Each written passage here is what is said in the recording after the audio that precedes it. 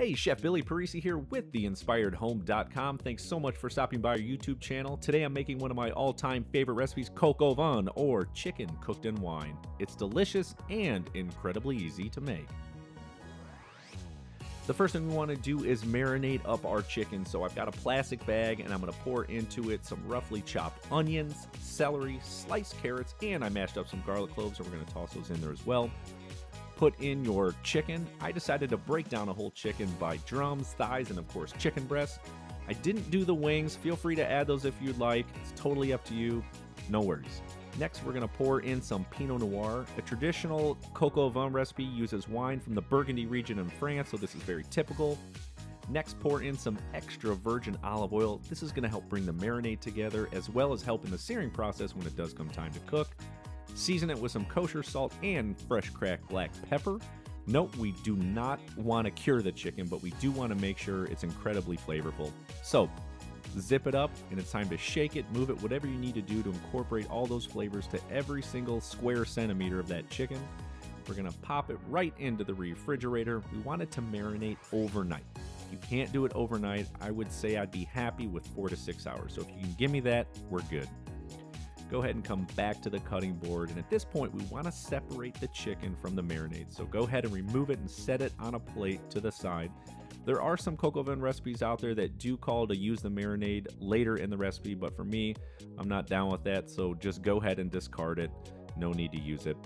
Let's now head over to the cooktop with some chopped up bacon. We're going to cook it in a beautiful stub coq au vin casserole dish.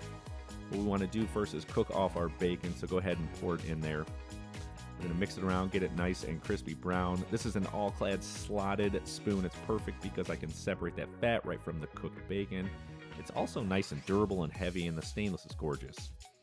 So set aside the bacon, and now we want to cook off our chicken. This is why that stub coq au vin casserole dish is perfect for this. As you can see, it's oval shaped, it's not round. This gives me a ton of surface area to ensure that my chicken is golden brown on all sides. That's why this dish is around. You'll also notice that it's shorter height-wise. That's because we're braising for only 45 minutes. We're not cooking for 3 or 4 hours. This dish was made for coq au vin, so use it. Season it up with salt and pepper. We want to make sure it gets golden brown. After about 3 or 4 minutes, we're going to flip the chicken over and sear it on the other side for another 3 to 4 minutes before we take everything out, set it on a dish. We're going to put it to the side because we need to finish up caramelizing up some of the vegetables that we cut up. So once you remove the chicken, we're going to add in some sliced carrots, some mashed garlic cloves, and some finely diced yellow onions. It's going to take about 3 to 5 minutes. We want to brown these up a little bit. We don't want to caramelize them. We don't want to just go over the top with cooking them. We want to keep their color. We also want to help intensify the flavor. Pour in a little bit of flour. This is going to help make a roux for our braising liquid, make it really thick and, of course, delicious.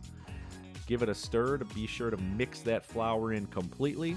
And once it is mixed in, we're going to add in a little bit of Pinot Noir that hopefully you didn't drink when we were making the marinade. Save it for this point. We're going to mix it in, and we want to cook it until it's reduced by about 1/2. You'll notice it gets incredibly thick at this point. Once it is there, we're going to pour in some chicken stock. This is going to help sort of bring everything back together and add a little bit more liquid for braising. We're going to give it a little mix, and we also want to make sure this liquid is flavorful. So season it up really well with kosher salt and cracked black pepper. And next, we're going to add in a bouquet garni, which is really fancy for saying herbs. So we're going to use some Regency butcher's twine to help hold our bouquet garni together. This is awesome. It's right on a spindle, and it's actually got a little blade on top to help cut the butcher's twine whenever you are done. This thing's awesome. What we want to do next is tie up our herbs together, and this is simply so they don't fall out in our stew and go all over the place in it. We don't want a stew loaded with loose herbs. So go ahead and toss it right into that dish.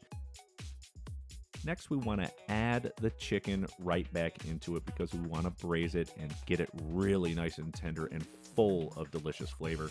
Pour those juices right in there from the plate. Don't hide it. Next, add in the crispy bacon. Of course, going to add a lot of flavor to this dish. We're simply going to put the top on. We want it to simmer on low heat for about 45 minutes. This is perfect timing because we're going to roast off some mushrooms and onions.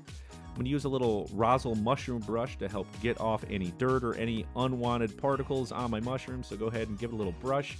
Head back over to a burner with a large saute pan on high heat. We're going to add in some extra virgin olive oil. We want to roast the mushrooms, and we are going to leave it whole. Don't worry, mushrooms have a ton of liquid, so they're going to cook down. They're going to shrink up.